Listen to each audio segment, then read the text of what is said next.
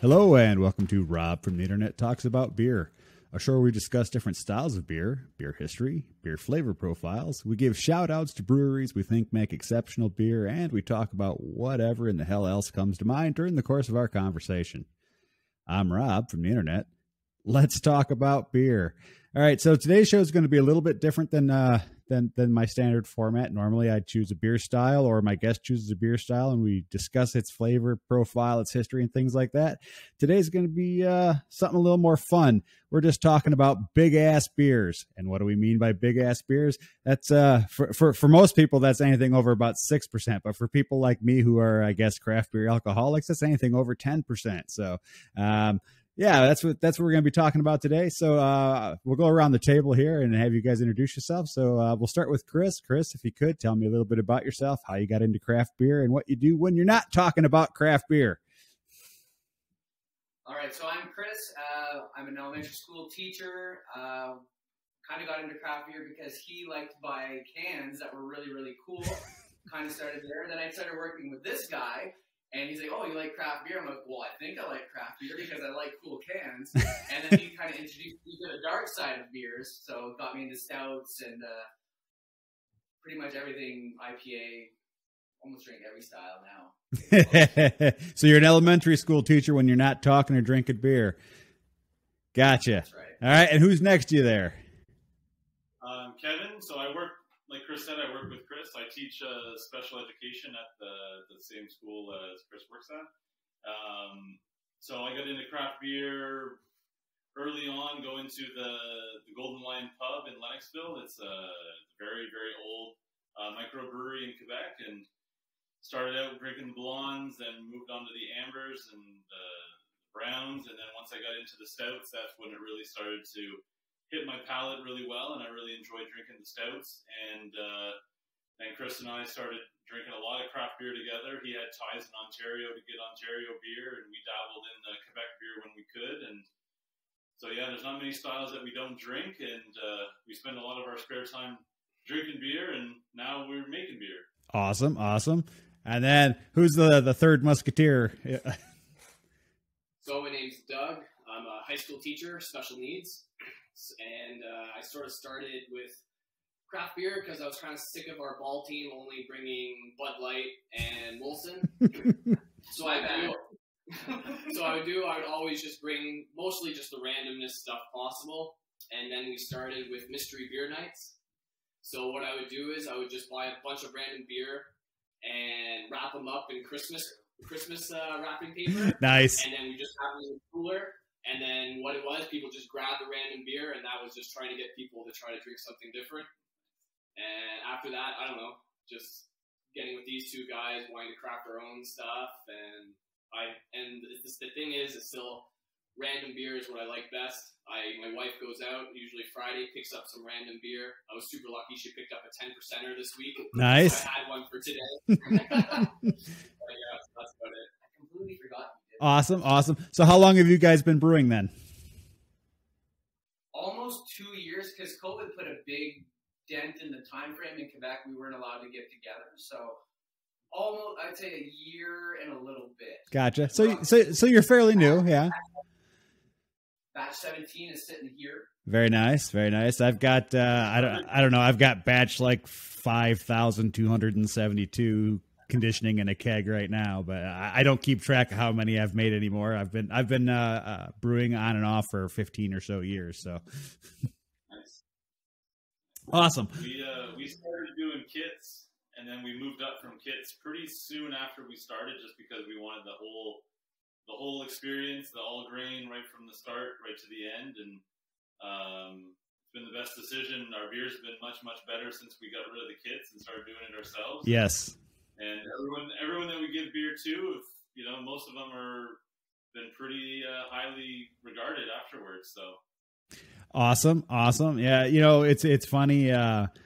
For people who don't know, 99% of what you actually do when you brew beer is clean. The 1% that's left over is actually making the beer. So, but that 1% is well worth it to put up with the 99% for the rest of stuff, because you have to clean before, during, and after you're brewing. So it's it's not as much chemistry as it is dishwashing. Awesome. Well, we are talking big ass beers today, and I have a couple nice examples that I'm going to start talking about. So I've got Wellington's UVB Maxim. This is cognac barrel aged imperial stout with toasted coconut, bitter orange, and dried cherries. So for people who don't know, Wellington Brewery here in Ontario puts out this UVB series every year. There's usually a standard one, which is just your barrel aged imperial stout, and then there's usually 3 variant flavors. This year there was 2 of the 3 variant flavors are ones that I would really enjoy, and the 4th one is coffee forward, so it's not really my thing, but it's still quite enjoyable. And then the second one that I will see if I actually get into it after going through the first one, because this one comes in at what's this one come in at? I don't know. 11.9%. So it's just a slightly big ass beer. This one, and you guys can laugh at me again as I say this. So I say it's Mizengard. It's from Unfiltered in Nova Scotia. It is a barrel aged barley wine that comes in at 10.8. So it just barely squeaks over that line of big ass beers for me. Nice. We have 3, so we're going to start with a triple IPA called the Tricycle from Seaboir. Comes in at 11% straight on. It's a New England IPA. I've had it once. An 11% New England IPA. Interesting. It says on the can. So it's a really kick you in the butt and you can't see what's actually in it type of beer because it's so hazy, right? Yes. Exactly what you do. Well, I can tell you, mine is just black, like the spot that resides where I would have a soul if I weren't born a ginger. So,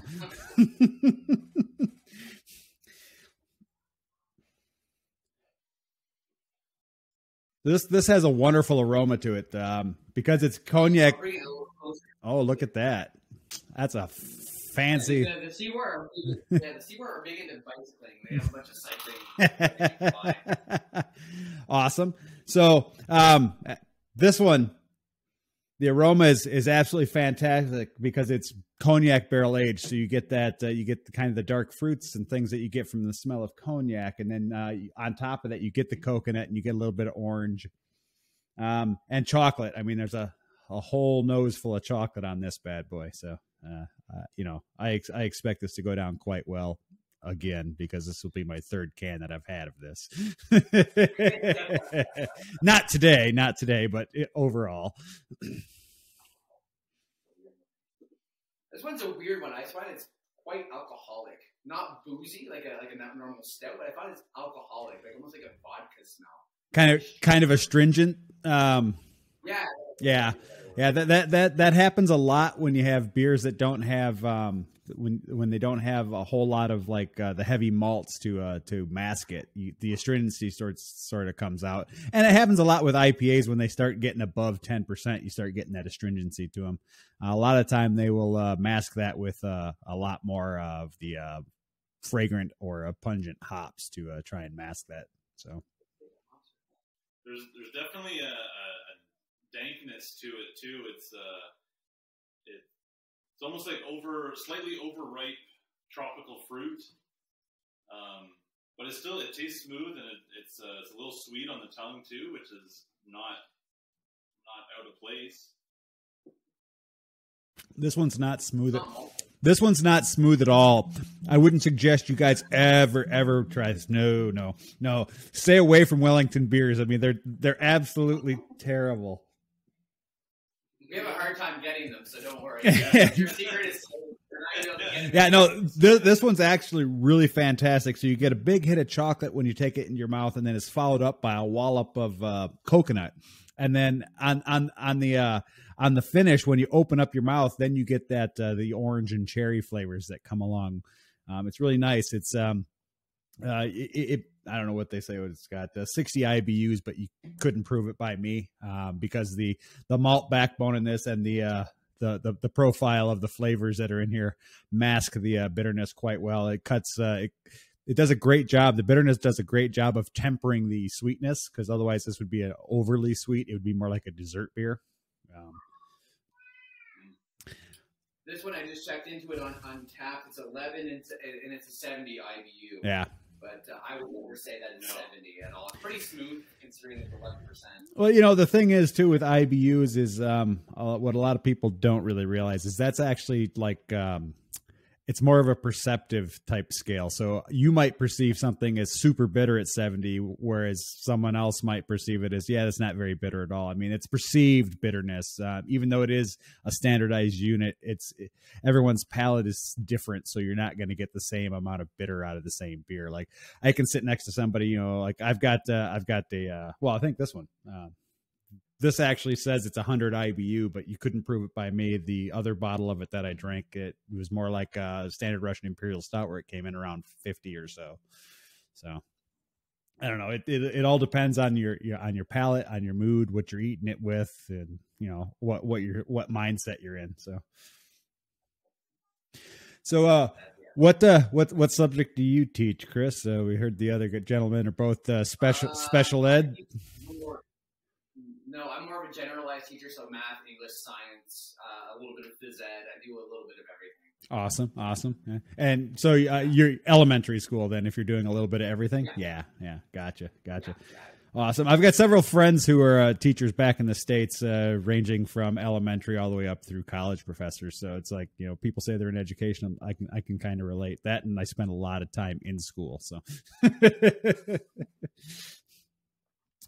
So, a lot of craft beer drinkers in schools. A lot of our teacher friends are kind of into this stuff, so it's kind of interesting how that all kind of plays out. Yeah, well, I think one of the big catalysts for that has actually been the fact that the larger breweries are buying up a lot of the smaller craft breweries. So then these smaller breweries like New Belgium and now. I can't think of the other one that they just bought. Is owned by Lion Brewing out of Australia, but they're a large brewing group. And then you've got things like Avery Brewing and Shock Top and those guys that all got bought up by AB InBev. So you know they're still considered a craft brewery in the fact that they've left them alone for the most part, but they now have access to much deeper pockets for advertising and marketing materials. So they're starting to broaden the reach, and by them broadening the reach of craft beers for the ones that they've bought, it actually helps everybody out, because then they're like, oh, well, this is something new. I got to try this. You know, they might not have heard the brewery, but they're like, oh, I tried this and this and this from these guys and it was pretty good. So, you know, that's how it goes. Well, didn't Steam Whistle and Bose partner together like this week? Yeah, was that this week or was it the end of last week? I don't remember. Yeah, it was just not that long ago, just a few days ago in terms of news. Yeah, Steam Whistle and Bose kind of merged into one unit. They're saying it's a partnership, but I think it's more of a merger because there were several people that lost their jobs when it happened. 20 or so people. Yeah. So, I mean, and that typically happens when there's redundancies in job positions and things like that. I mean, yeah, so that's happening, and I mean that's bound to happen with what we've been going through for the last couple of years. I'm actually surprised as many breweries have survived, the smaller ones that have survived as they have, because it's been kind of tough.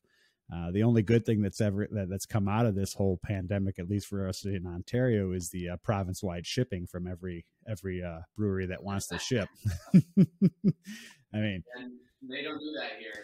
Oh, that's a low down, dirty shame. Although we can get flying monkeys in Quebec delivered. Yeah, so I'm not a huge fan of their beers. I've never had anything from them that's like wowed me. Everything from them has been like, yeah, this is good, not great. I wouldn't refuse it if it was given to me, but I wouldn't actively seek out their beers. I've never had anything from them that's like, oh my God, I have to drink this again, you know.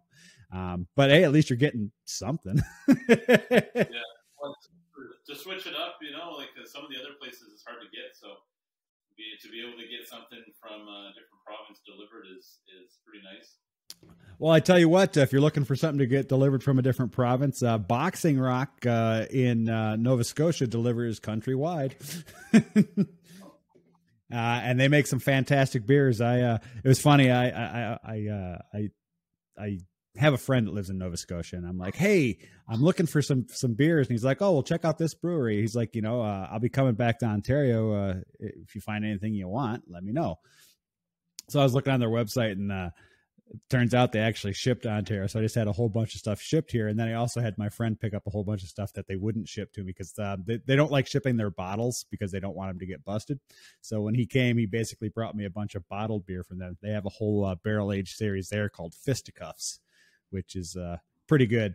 That's what you drank last week when we tried to do that. Yeah, I was drinking the Fisticuffs barley wine. That one comes in at 11.9% too. It was quite nice. I ended up moving all the way over to that couch right there where my cats are currently sleeping, and watching TV and drinking a 750 ml bottle of 11.9% barley wine while watching Netflix. Does your wife dabble in craft as well, or is it just you in the house? No. My wife is very much into craft beer as well. We like a lot of the same styles. There's a couple of variations. She likes IPAs more than I do.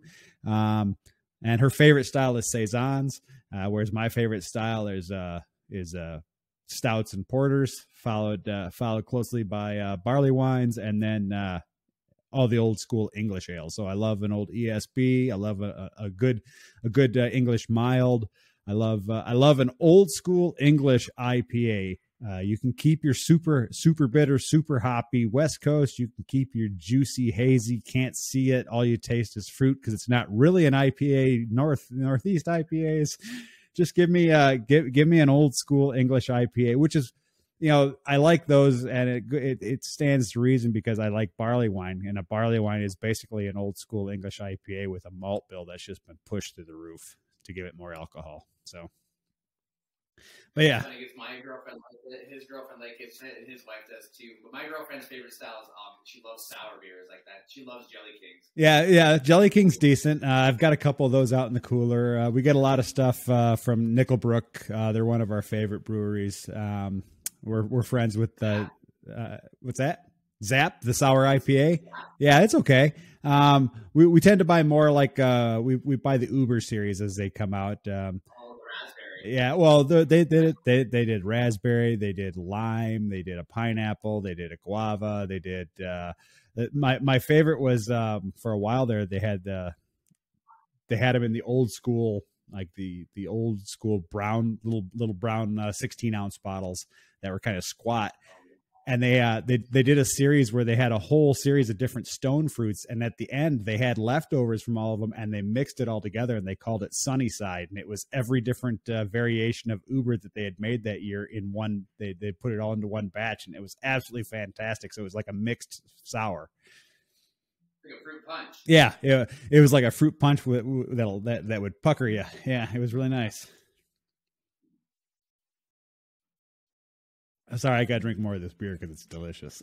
We're like grasping at straws here. We can always move on to our next one. Yeah, move on to your next one. Don't feel like you have to stick with one beer just because I'm still finishing up this one because when I'm done with. There's 3 for one beer is only fair. I guess we'll go with what did you bring, D? I don't know how to pronounce it. He's from Quebec. I'm more one of those historical anglophones, so I'm allowed speaking English still. Savoir se taire. Is that right? Sure. Sure. Why not? Yeah, I don't teach French, so it's cool. Yeah. Anyways, so I think I've mentioned a view of it. He's got like a bunch of lactose bottles that he's tossing into his beer. Nice. He's crazy. Gotcha. So that's it. So the can really sparked my wife's interest, so that's why we're drinking it today. And what brewery is that from? Avant-garde. Yeah, you gotta see like a little bit of gusto. Like you have a sword in your hand. Yeah, that's right. Yeah, and God. Gotcha. And so it's obviously got lactose, but what style is it? Is it does it say? It's triple IPA. Triple IPA. It's a double dry hop triple IPA with lactose. Wow, what a weird combination. Yeah. I don't think any of us have had it. I've never had it. Oh, well then. It comes in at 10% alcohol. IBU of 55. Hmm. Yeah, sounds like ours. Nothing I've had before. Looks like it's kind of hazy. A little bit. You can definitely smell the lactose. Yeah, it certainly tastes like lactose. Got that unnatural sweetness to it. Doesn't taste like 10%. No, that's smooth. Not at all. What is it? 55 IBU. That's pretty low for a triple IPA. Is that what you said it was? Triple IPA? I mean, 55 IBU for a triple IPA seems kind of low. This is that would sneak up on you quickly because it's very smooth. It's got nice flavor to it, and yeah, there's not much like harshness from alcohol, no booziness whatsoever. So that's what you'd call a stand-up beer. You don't realize how much you've had until you stand up. Yeah. Those are the worst. Well, that's it. You can give me that at 5 or 6%, and I wouldn't know the difference. No. You definitely don't know you're drinking a heavy-duty triple IPA on a Sunday afternoon. Yeah, see, for you guys, it's just a Sunday afternoon. For me, it's the second day of my vacation. So, I'm probably going to finish this show and probably go wander up and find another beer in the beer cooler in the brewing area and go from there. I might do Collective Arts Origin of Darkness, or I've got a litany of Nickelbrook. Whiny Bastards aging all the way back to 2016. So I've got a bevy of those I can choose from and things like that. I love the big beers. About half of the beer that we have in our cooler right now is barrel aged beer that comes in at over 10%. So yeah, I'm hoping you share, right? Sometimes. I don't drink alone, but I might give you your own bottle. Because I mean I do drink the bigger beers, and I tend to drink them quicker than most people drink regular beers. So I tend to buy a lot more of it. That way I can share it with people and not feel bad when I empty a bottle and set it down. I go, oh, here's another bottle. Have some. You know, it's like just like anything. You know, if you find a style that you like, you tend to buy a lot of it. And I'm one of those people. I wait for the breweries to announce when they're releasing things like the Wellington UVB series. It comes out every year. It's like, okay, waiting for it to come out so I can order. You know, like I ordered. Comes in 4-packs. I ordered 4 packs of it just so I had 4 of each. Of the flavors, and then I do the same thing with the Origin of Darkness. I think I ordered 4 of their 4-packs of that as well. And the one I tend to buy the most of is Sawdust City out of Gravenhurst, Ontario. Does one called the Blood of Cthulhu, and I bought a flat of that last year and half a flat of their barrel aged variant of it, which was called the Revenge of Cthulhu, which came in at like 12%. It was pretty good. But you know, I tend to buy those as opposed to buying just the standard beers. It tends to be more expensive, but I don't have to drink as much to get the same effect. So, well, I was just telling him I'm jealous. Like we can't get things shipped, and we're in Quebec. We're probably like the closest. Like Sherbrooke is what, the 4th biggest city, 3rd or 4th biggest city, and like we talk to other people from Montreal. Like we can't get like Mezerum, Brewski, Balkanuda from Gatineau. We can't get that. Cinquième d'Avon. We cannot get it, and we're the 3rd biggest city in all of Quebec, and they will not ship it to us either. That's so. I think the only time I drink Collective Arts is my cousin. He's a barber up in Montreal, and one of the people he cuts his hair and trims his beard is like Collective Arts guy, and he brings literally the cans, and that's the only time I ever get to touch Collective Arts. Nice. We can get it down here. It's very few and far between. Yeah. I almost got the chocolate porter for today. The coconut one, that one's awesome. Oh yeah, no, Stranger Than Fiction. Yeah, Stranger Than Fiction. That's probably the best, probably one of the best porters I've had since I've moved here. Is the Stranger Than Fiction, and the coconut variant is absolutely fantastic. Yeah, Collective does a great job with their beer. I mean, and they're big these days. I mean, they've got a facility in Buffalo, New York, and I think they've teamed up with some other brewery like over in the Nordic area. I don't know if it's Sweden or Finland or one of those, but you know. I was going to say Quebec City because I was thinking hockey. Yeah, no. the Nordic region of the world.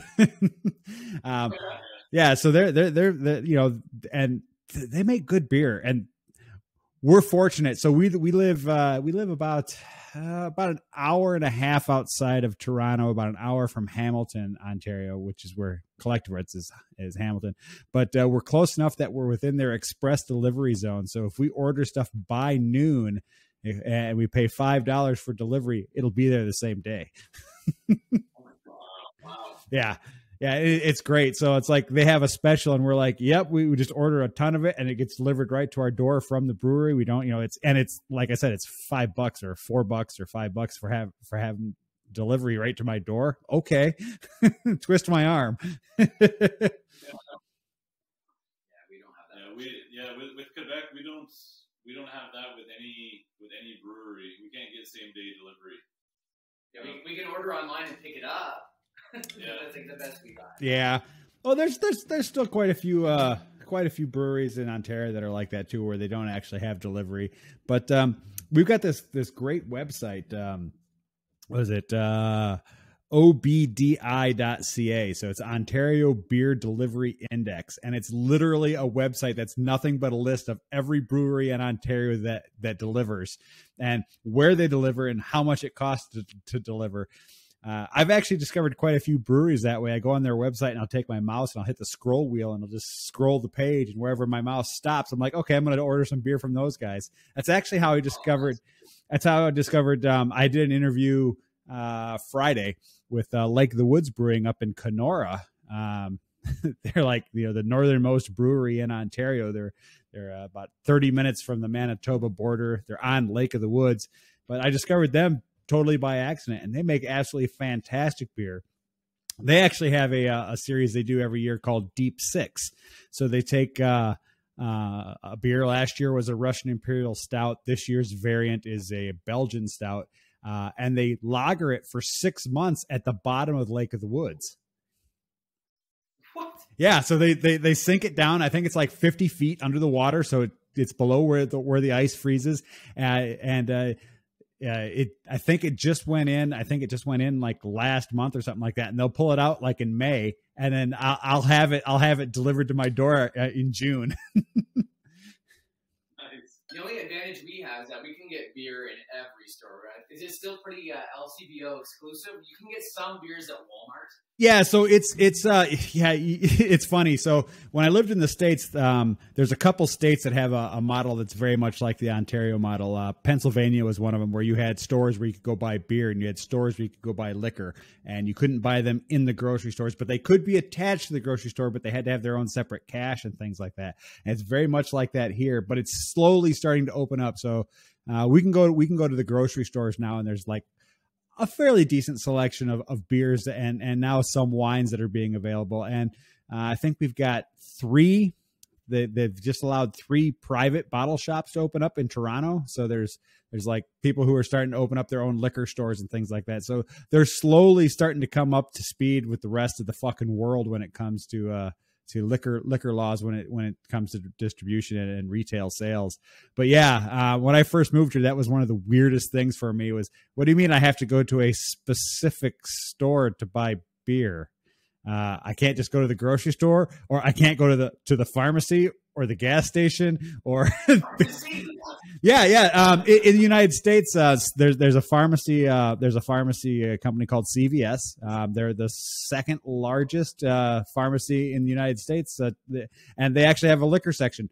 So you can go in there, you can go get your Band-Aids, your analgesics, your Budweiser, your all at the same time. One stop shop. Yeah. Well, it's funny, up until it was probably the early 2000s, you could actually buy tobacco products at CVS. So you know, a place that you're supposed to be for your health, you can go and you can buy cigarettes. So yeah, it wasn't until like the 2000s that they actually got rid of that. But yeah, it was a completely different thing up here. And I was like, oh, it's like I'm living in fucking Pennsylvania, only it's huge. Everywhere is Pennsylvania. I have a question for you as being an Ontarian. So whatever happened to this bucket beer idea with Doug Ford? Like, what did it become? Like, what was it? So now we're getting all political. No, that's fine. Yeah, so the bucket beer thing was a complete fucking joke and a fiasco. So he thought he could, and rightly so. He thought he could win votes by telling people he was going to make it so that they could get beer for $1. And there are a few places that participated, but it was a voluntary thing. And every place was like, yeah, like every craft brewery is like, we can't produce beer for $1 a bottle. Well, I don't know what the fuck you're talking about. It costs us at least 4 times that to make a bottle of beer.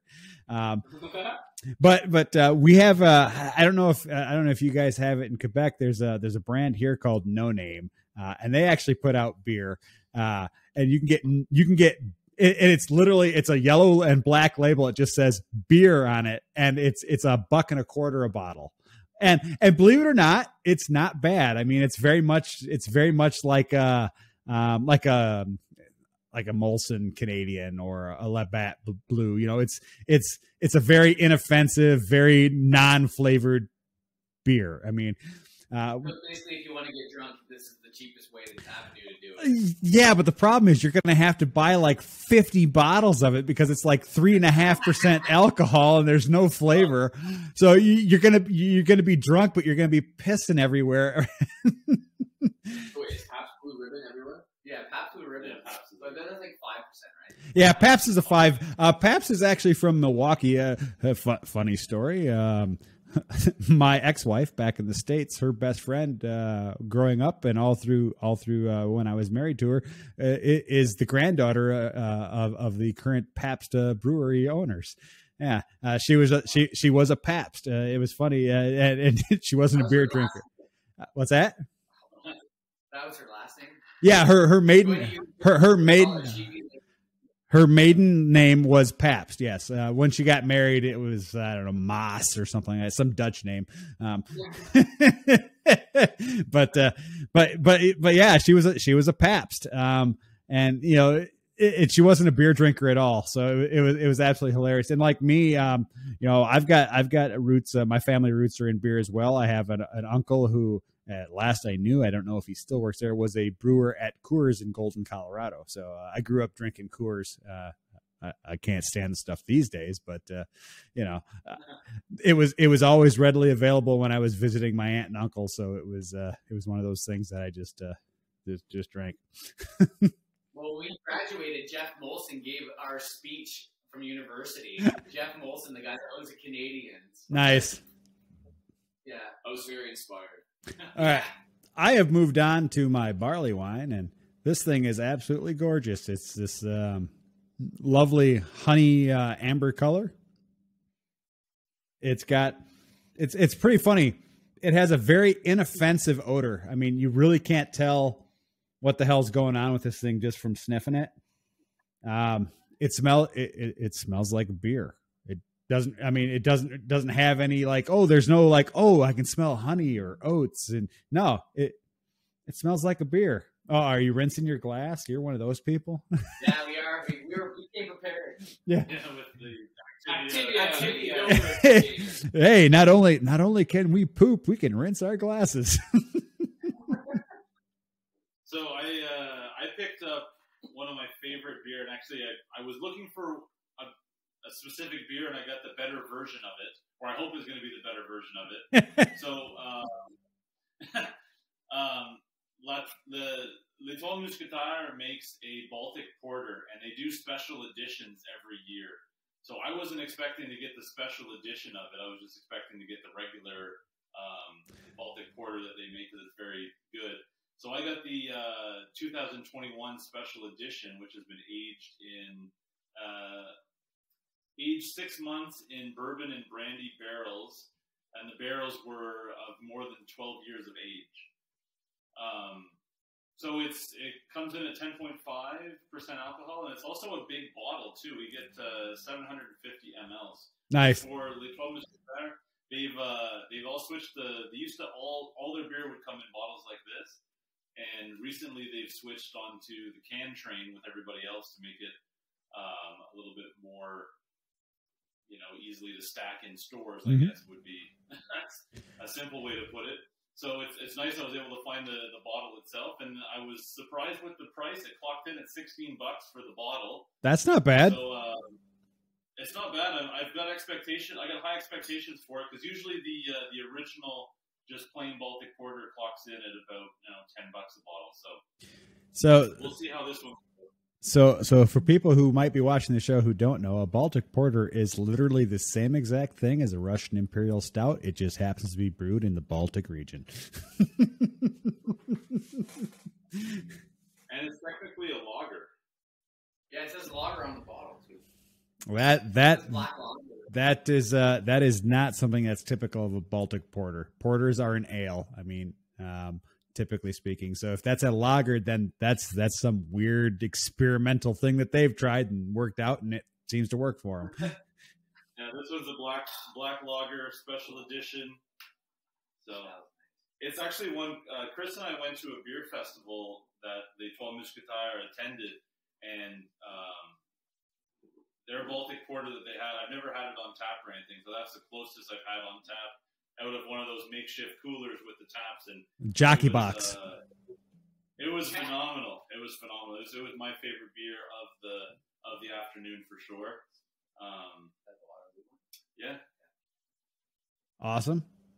Well, it looks like it's a nice dark beer. It looks like it's as black as the void that would be where my soul is. Yes. Yeah, because on the bottom it says lager. Oh, I'm way off. There you go. Grand. Oh, it's a Grand Cuvée even. Nice. Yeah. Nice. There's lots of special words in this. Yeah, there's a lot of special words. So dark chocolate, woody, bourbon, brandy, comes in at a 27 IBU. So really, yeah, that's like no bitterness. That's enough bitterness to counteract the over sweetness from all the malt. So it smells strong. Yeah. You get the booziness from the smell, that's for sure.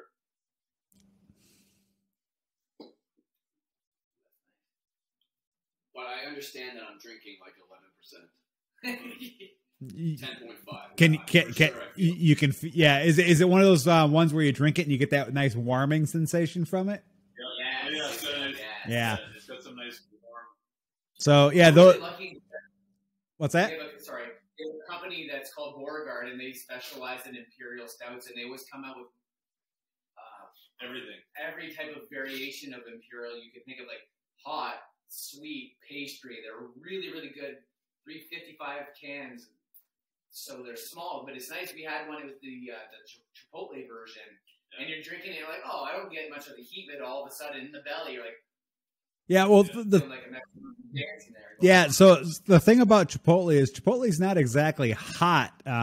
It's got a nice low level of heat, but it's got that lovely smoky flavor to it. Because I mean, Chipotle is literally just a smoked jalapeno, so it's you get that smokiness to it, and you get a little bit of heat. And if you're heat averse, or you're not like me who can like eat habaneros just right off the plant. I actually have some plants out in the garage. It's nice. I'm not huge into pepper beers. I find most of the time breweries tend to overcompensate for the pepper flavor. So you get something that is either too spicy and you lose the beer flavor, or you get just a hint of pepper and they overcompensate with their malt bill so that it's still really sweet. You just get like this hint of, oh yeah, there might have been a pepper in here. Well, we tried to make an imperial, but we made it at the wrong time. We went to how many stores did you go to find hot peppers? Yeah, that's a funny story because I don't really buy hot peppers on a regular basis, so it was kind of something that I didn't really think about at all. So we were going to brew. It was a Drunken Sailor Imperial Stout. Drunken Sailor. Our goal was to kind of get that Caribbean rum, spicy vibe to it. So I didn't think anything of it. I went out to some grocery stores and I started asking around to get some hot peppers. And I guess it was February, wasn't it? January, February? Yeah, it was late. So March. I ran into one specific worker at a local metro. We'll name her Karen. This will make sense. We'll say it. And this woman very rudely told me that hot peppers are not in season so I would not be finding them in her store. So I guess it was a bad Sunday to be going to this lady for help, and little did I know that hot peppers were inaccessible at that time. So Well, I didn't end up putting the peppers in. they might be inaccessible to her, but hot peppers are available year round. If it, Yeah, so we thought too. It wasn't true, man. You're lying. Yeah. I mean, I'll just put this out there. If you guys decide you want to do something with hot peppers, let me know. I'll ship you some dried peppers because we grow our own here. We've got habaneros and we've got chili limes and we've got I think we've got some Thai chili peppers floating around that we grew. So I mean, if it comes down to it and you guys want to brew yourself a peppery stout or something, just let me know. I'll throw some in a. I think more in January. Basically, I made a little brew schedule. I think what the next thing we're going to do our stout, and then we want to make a white stout. Oh, you're going to go that way, huh? You're going to be one of those people doing the white stouts. I see. Yeah, two machines. You got to experiment with one, and the other one's just kind of going back to our normal recipes. I'm just giving you shit, man. Brew what you want, drink what you like. That's the philosophy I live by. But I got to give you shit. Oh, you're going to be one of those people and get on the white stout train. I see how it is. It's pretty funny because in our little bit of brewing that we've done, the beer that we've been most successful with is the beer that we said, you know what, fuck it, let's brew a black IPA for the hell of it. And we brewed a black IPA, and it was our best beer that we brewed. And then we said, you know what, we're going to brew a milkshake IPA just for the hell of it because we had no other, nothing else on the go. And we brewed a milkshake IPA. It was great. And then for Movember, we decided to do a nut check brown ale. Yes. That ended up being so all the beer that we've decided to do, spur of the moment, let's just brew this, we'll buy the ingredients and do it. They've turned out to be the best beer that we've brewed. So I found the same thing.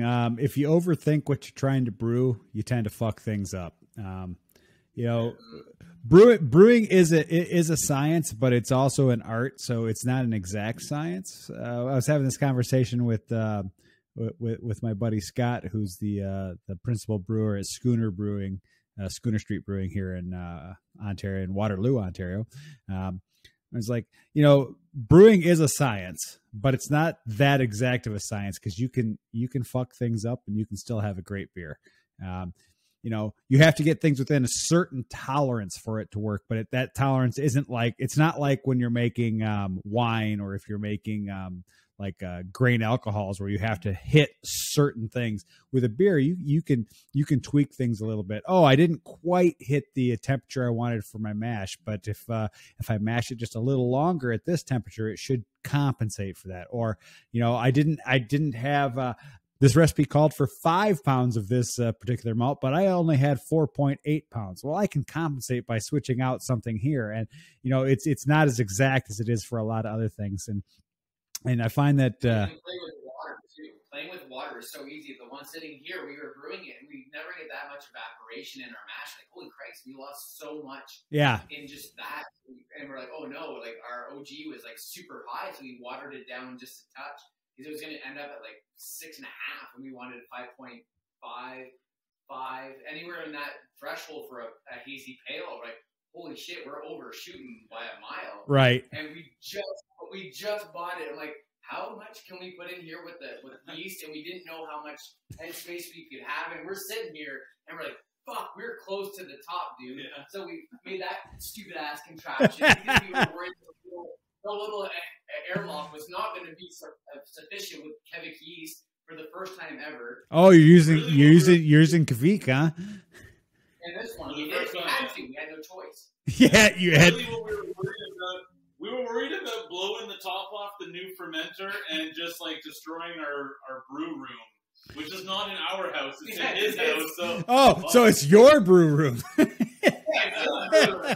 the biggest thing is that my 2-year-old's bedroom is right behind this door, and when you have the overflow bubbling little shotguns going through the wall into the room, and when you're there, you cannot sleep. So how my 2-year-old sleeps through little shotguns.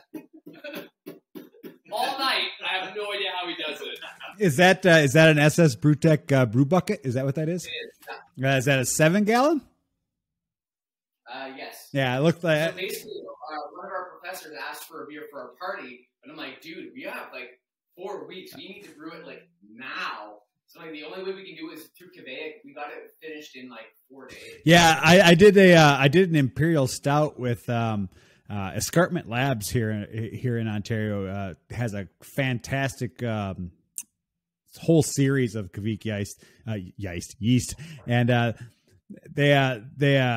they had one called Jordal, which if you kept the temperature below 25 degrees centigrade, it would give you a nice clean ale finish. But if you let it go above that, it gives you that fruity, which you typically get with the Kvik.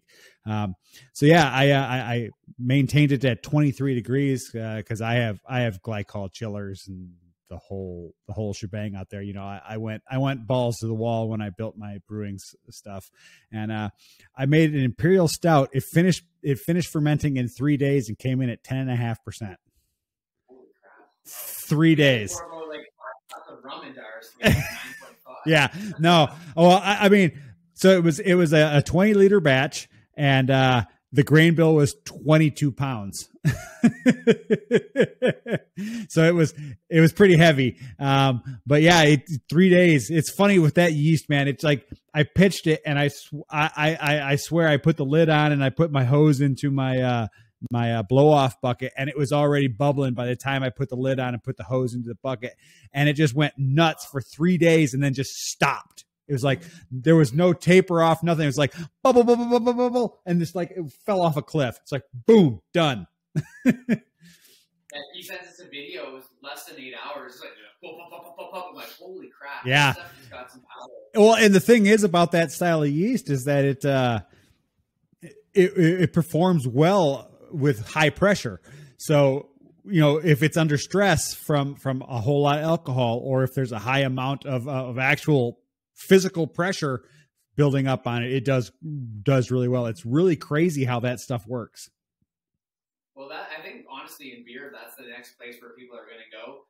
Well, you're talking about Escarpment. They just came out with Hydra IPAs. It's mixing Vermont and it starts with a C. I can't remember the name of it. If someone said it out loud, I might know. But they basically cross-branded the yeast. Because I was drinking one and I sent it to a buddy. He's like, "What the hell are you drinking?" I'm like, "It says Hydra IPA on the can, and it's basically yeast strains." And I know in the homebrewer circuit, Burden IPAs are huge. David Keith, that guy, puts out videos every week. He's awesome. Really, really nice. He answers questions all the time. Like Verdant IPAs are huge.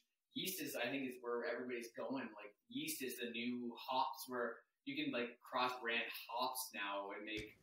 Yeah, crossbreeding. I actually grow my own hops as well. I've got 6 different varieties out here. I can't say that they're pure varieties anymore because they're all literally right next to each other, so they probably cross-pollinate with each other. So I'm getting.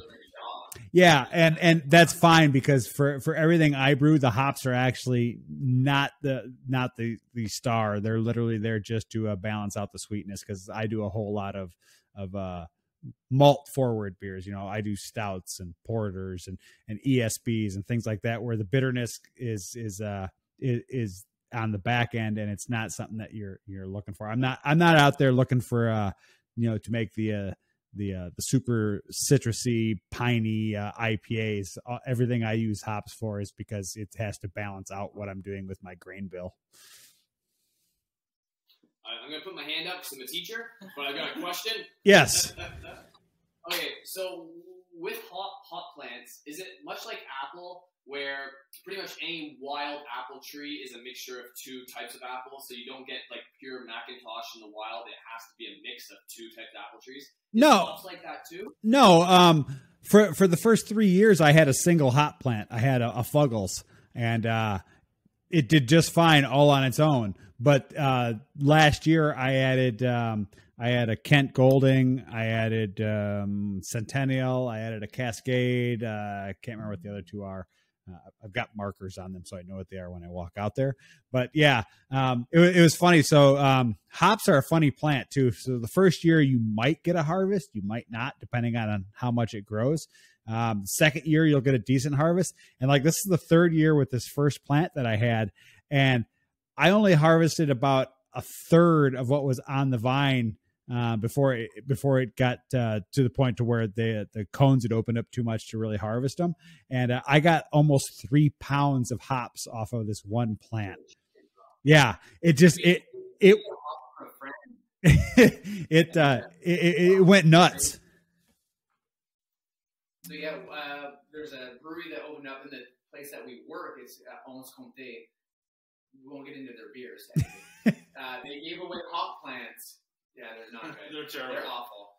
I feel bad when people ask me, "Oh, what do you think?" I'm like, "Oh, I'm sorry." But we enjoy their hop plants. Yeah, they got them for free. So people, for their first year anniversary, they gave away hop plants to people, but they didn't tell them what they were. So I have students and their parents like, "I have all these hops. Would you like them?" Because they know we make beer, and that's normal. And I'm like, "Yeah, sure." And I'm like, "What are they?" Like, "We don't know." I'm like, well, fuck. It's making a beer with hops. You have no idea. So we make a parts unknown beer, and we only dry hop with them, so it won't screw with the flavor. Right. Yeah, you'll just get a little bit of whatever flavor they do, and a lot of aromatics from it. Yeah, that's awesome. Yeah. No.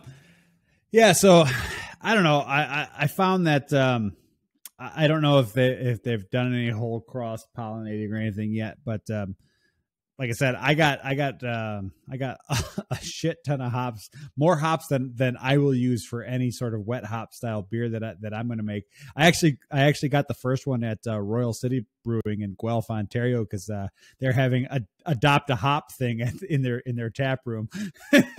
So I grabbed it and I was like, oh yeah, this would be cool, And I like the look of hops and things like that. So I bought some more just to try and fill out down at our pool area. We've got a big like cast iron fence around the pool. So I want the hops to kind of grow through the fence and just kind of fill it in to make it more private down there. Yes. I see that there's a question from the audience. So with growing hops around the pool, is it a chlorinated pool or a saltwater? Saltwater. Okay, so you don't get the problem with the chlorine then. Right. No. Yeah, it's funny. We bought this house, it's 3.5 years ago. So, basically I lived in Canada for about 6 months before we bought this house. And we bought this house and it had a pool. And I'm like, oh, well, the first thing I'm going to do is convert this pool to saltwater. Well, we bought the house and then I went down and looked at the pool and it was already saltwater. I'm like, all right, that's done. That was the easiest thing you crossed off your wife's to-do list ever, I'm sure. Done. Yeah, no, it's so it's a saltwater pool. So, I mean, there is chlorine in it because the generator system actually is a salt chlorine generator. So it creates chlorine for the pool, but it's in such low amounts compared to standard pools. A saltwater pool has a lot more salinity than it does chlorine. But yeah, I don't know. I don't think it would really affect the hops where they're at anyway, because the fence is, 15, 20 feet away from where the pool is in the ground. So, I mean, I'm only saying that because one of my brother-in-law, he's growing hops and he doesn't craft beer, but he knew we did. So he's like, oh, I'm going to grow some hops for you guys. And he planted 3, Centennial. Centennial was one that survived. But because of the kids splashing so much that all the other ones died off. Yeah, that makes well my pool is in ground, so the water isn't going to splash out as much. It's not going to splash over and hit. And like I said, the fence is about 15 feet away from where the pool is, so any water that splashes out of the pool is not going to reach those plants. It's funny. So I live in Brantford, Ontario, but I live on the outskirts of the town, or what used to be the outskirts. Everything's building up around us now because nobody can afford to live in Toronto. So we have septic, and we've got our septic bed is out in the back 40 of our yard. So it's our house, our backyard, our pool, and then the back 40. Well, I've got the hops right on the back side of the pool. So They're at the end of where the leaching field is for our septic system. So they get just a shit ton of fantastic water coming out of there, and they grow like nobody's business. I mean, we have one of those yards where all of our neighbors have sprinkler systems, and we don't have to because our grass is always green and our lawn is always kind of wet because there's so much water where we live. What you're saying is that for the next time we do this, we'll have it around your pool. Yeah, I know. I've said this many times on Twitter. I mean, Chris and I are friends on beer Twitter. Anytime anyone's in the area, if you want to swing by, you're more than welcome. We have 2 guest rooms. People are welcome to come down, stay for a weekend. We'll drink beer. If you want to brew beer, when I have a brewing system that's working again, we can brew beer. But there's always a pool. I always have a cooler full of beer, and at least one tap of the 3 taps has got a keg on it at any given time. So yeah, you're always welcome to come down and hang out. Nice offer. Yeah. I'll give you the address after we're done recording. Put it on YouTube, Chris, you freaking idiot. All right, I swear, last question, maybe. Sure. Okay, with like crossbreeding different hops, do you do it the same with apple trees where you have to graft the 2 plants together? I literally just planted all my hop plants next to each other and let them do their thing. I don't know what they're actually doing. So can you graft them together to make a mix? I don't know. I would assume you could. I would assume you could graft a Centennial onto like a Fuggles onto whatever. We're going to be like the Frankensteins of hops. Yeah. Right. I'm interested. Yeah. Well, and the hops are one of those great plants because you really have to try to kill them. I mean, because obviously, if they're around a pool and there's a whole lot of chlorinated water going into them, that's gonna kill the plant. But I literally do nothing with mine. I put them in the ground and I watered them for the first week that I had put the rhizomes under the ground, and I left them. And like this year 3 for the first plant, the plant was so big, so it goes up. About 10 feet up the back fence of the pool area. It goes over the cabana area of the pool, and it was going over the pergola that runs in front of where the mechanical room is. I mean, the hops just go crazy. It's going to look like shit. So I understand. Can't grow them. No, actually, they're great. They're a great climbing, like ivy style plant. So if you've got some place that you want to have like ivy growing, hops will grow up like any other ivy style plant. So if you put, if you've got brick or if you've got wood or if you want to put a trellis up, whatever, they'll crawl up that like nobody's business. I mean, a hop plant will get 20 to 30 feet tall. Each vine will get 20 to 30 feet long. So you can figure out. So what's your advice for convincing my wife? It'll look nice. I'll take some pictures of what mine looks like this spring, and I'll let you have access to. She loves raspberries, blueberries, like strawberries. We have them all in our backyard. But she was like, hops? I don't know. I don't really want that like growing up everywhere. Well, I mean, yeah, okay. So if she's fine with strawberries, which grow every fucking where in every fucking direction, but she's not good with hops that just want to grow up. You're just limiting the hop's imagination of where it wants to grow. That's right. Yeah. So I put mine. The way they are in our backyard is we've got our pool house that has the mechanical room and it's got like a changing room, and then we've got an area where we're going to put a bar this spring. And I put them back behind that, so they crawl up the wooden fence, and there's about a 5-foot gap that they go up. I've got just a wire that, several wires going up. The plant crawls up the wires, and then it goes up over. We've got corrugated tin on the roof. It crawls up over that. And then we've got it's like a 4-foot deep pergola type extension cantilevered off of the mechanical building. And they crawl through that, and it creates a great shade. And it keeps that area nice and cool because, the hop plants are blocking all the sun that would come through the big 4-foot gap. And, they cover the top, so they absorb all that heat and the light from the sun. So they just keep growing, and it looks really nice. I mean, it's pretty cool. So you do have to train them. Otherwise they will just kind of grow wherever. But we let them grow up underneath, and we have them go along the rafters under the cabana section. So you have these little hop flowers just kind of like hanging out underneath the top. So you walk in and you reach up, you grab one, and it just smells fantastic. Smells like hops, Nice. Yeah, there's no such thing as a bad smelling hop. Like when you go into a brewery, like I went to buy the beers for today, and I walked in, they were brewing. I'm like, man, it smells amazing. Or when I worked at Overhop in the summer, just going in and like, man, it smells like hops. Like, oh, you don't mind? I'm like, no, that's my place. That's like your happy place. Yeah, so good. I got to get one of those glasses from Overhop. I love their logo. That's fantastic. Yeah, badass. Which one do you want? Let me know. I'll make sure I can get one. I don't know. I like the one that was like the beer can shaped glass. It's like the or the test beaker. Do they actually have a nonic? I mean, if they have a nonic, I would love to get a nonic from them. Yeah, but their logo is absolutely fantastic. Yeah. So well, I mean, we've just kind of been sitting here talking for the last hour. I think this is probably a good spot to end the recording because nobody wants to listen. Did you talk about big ass beers? Yeah, we did. I mean, we talked about what we were drinking. But that's the beauty of this show is we talk about the beer style that we're talking about, and we also talk about other things because I want this show to be very approachable. I want people to have the feeling that it's just a few people sitting around talking about beer, shooting the shit, drinking a beer, and that's what we've been doing. We've been talking about whatever comes to mind, but we talked about what we were drinking and what the alcohol level was and things like that.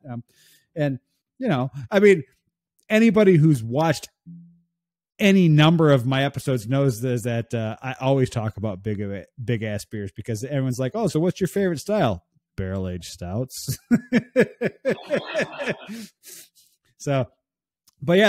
Hey, anyone who's watching, if you enjoyed this video, please click like. If you're feeling generous, subscribe and click the little notification bell to be notified when new episodes come up. If you have questions for me, for Chris, or I'm sorry, I don't remember your names because I've had two of these bills. Doug, right? Doug. The question maker. Yeah, and I'm sorry, I do not remember the non-question asker's name. So if you have questions for me or any of them, please leave them in the comments below. If you have a suggestion for a beer style, a specific beer, or a guest you'd like me to have on the show, please leave that in the comments below. Other than that, until next time, I'm Rob from the internet. Cheers. Cheers, guys. That was fun.